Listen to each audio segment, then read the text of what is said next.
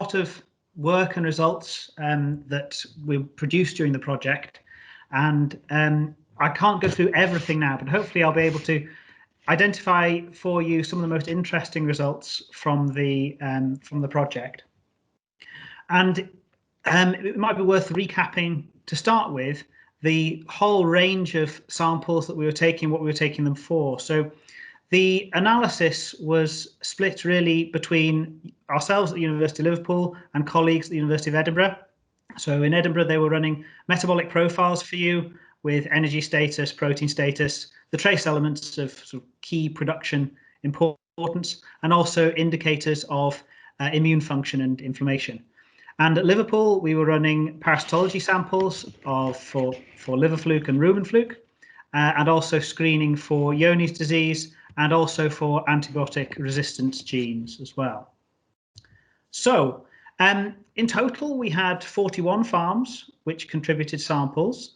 So across the pre-tupping and pre-lambing periods, so 20 breeding ewes, as you remember, so randomly selected across the flock for different ages, so we get a good spectrum there. And those 20 ewes sampled individually by blood sample and also pool samples of feces for the Johne's, the antibiotic, and the liver fluke sampling. So that was a pretty good spread of farms across Wales and a range of different systems, beef and sheep and sheep-only systems. So for the results, what I've done is really just focused on the 10 most important take-home messages really from the project. There is more information that I'd be very happy to discuss with anyone who's interested and have one-on-one discussions about particular farms. I'm very happy to do that as well, both with the individual farmers and with the vets. But for the purpose of this evening, I'll really just focus on the 10 most interesting things that came out. And we'll start with the trace element status. Now, although we tested for a whole range of different trace elements, the only one that was really interesting in the sense of showing anything which was abnormal was cobalt. Now, to make this graph of cobalt status make sense, I just need to explain a little bit what it represents. So each of these bars represents a different farm within the study, and the height of this bar is determined by the results from the 20 individual ewes. So if you have a very, very tall bar, that means there was a lot of variation between the results from the different ewes. If you've got a very compressed bar, then that means that all the ewes are very, very similar. The blobs represent real outliers who are way outside the range from the rest of the ewes in the flock. So as you can see, there's a lot of variation. Some farms have great big long tall bars indicating that there's a huge variation between ewes within that farm. And also you can see by the kind of slope of these different farm bars that there's quite a variation between farms. And the interesting part of it is really that you've got a significant minority of farms in the bottom left-hand corner who are in a situation where all of the ewes sampled are below the red line. This red line indicates that their cobalt levels are really very low and definitely going to be impacting on production based on the evidence that we have from previous studies. We then have a large number of farms who sit between this red line and the marginal line, the yellow line. And this is a bit of a sort of grey area. This is an area where supplementation may or may not yield a production benefit. It would certainly indicate from these results that some ewes in quite a lot of farms would benefit from supplementation. And then in the top right-hand corner, you've got this group of farms where all of the ewes had good levels of cobalt as measured by B12, which we use as the proxy, and that would indicate that no supplementation is needed because levels are very high. So these results indicate, as we kind of would expect really that cobalt is probably the most important of the trace elements. The other trace elements showed very little of interest really, so indicating that supplementation strategies are working pretty well. Okay, so if we move on then to energy, again, the take-home message really from the pre-lambing blood samples that we took, looking at energy status, was that the vast majority of farms, excuse me, had really very good energy status, and there were very few individual farms and few ewes in those farms which were short of energy. So the good farms here are below the red line, and the farms with the problems in this graph by this type of metric, this parameter, are above the red line. As you can see, you've got a speckling of dots which indicate individual ewes in individual farms who have a problem, and that may be for a range of reasons. That can be because they're lame, they're not eating as much as the rest of their flock mates. It may indicate they've got some other issue there. It may also indicate that actually they're individuals carrying triplets or even quads, and they're always going to be really under pressure with that number of lambs. Okay, so moving on again, this is now the first of the sort of protein results.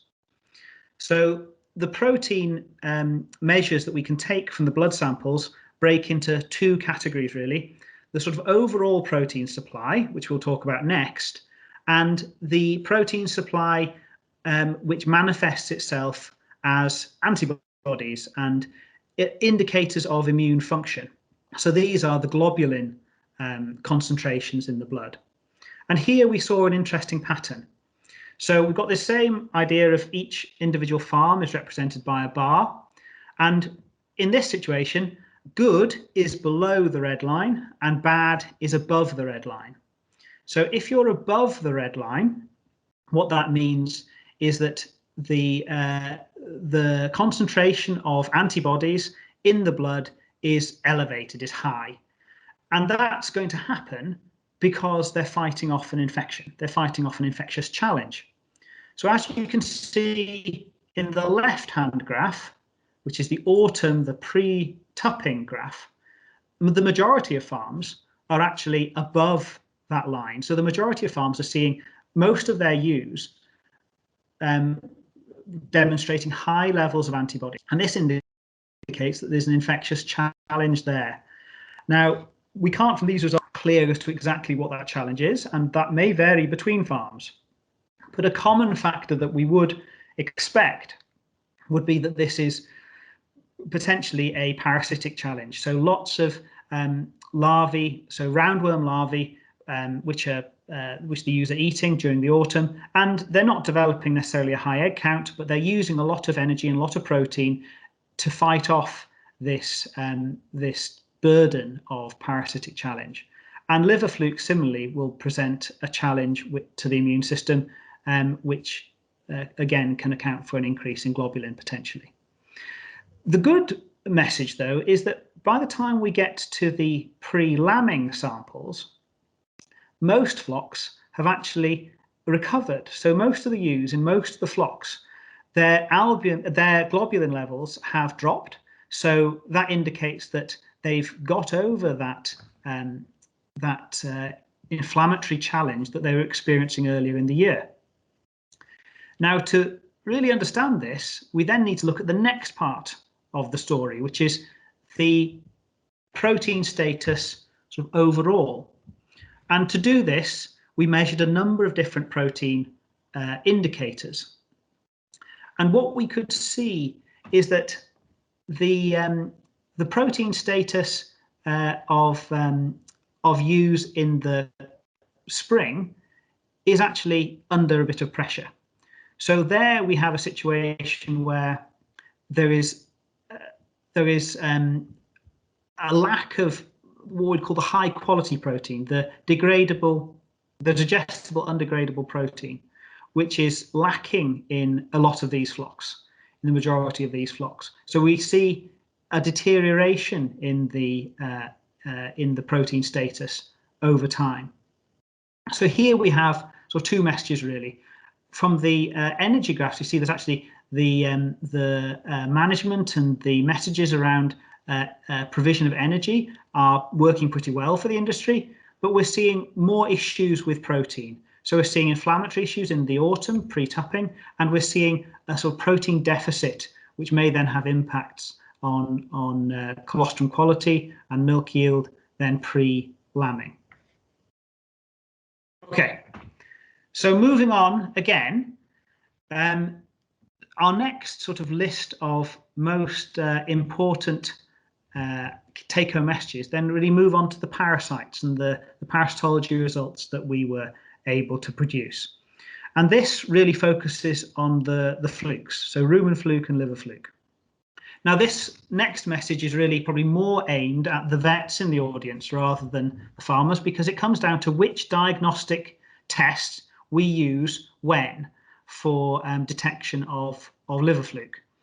Now, we've got a number of tests available to us: fecal egg counting, pooled copper antigen ELISA testing, and also blood ELISA testing for fluke antibody levels.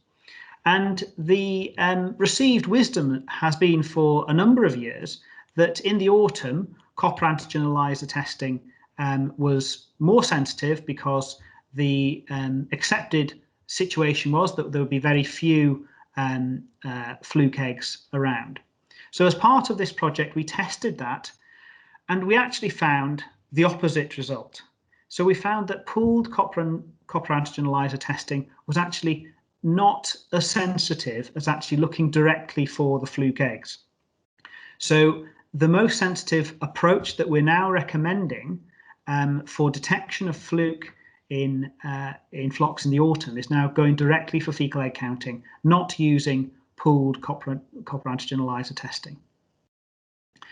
And if we then move on from the sort of technical issue about how you diagnose it to how many farms were then diagnosed with liver fluke or rumen fluke, we found a majority of farms we found liver fluke in at one or both time points.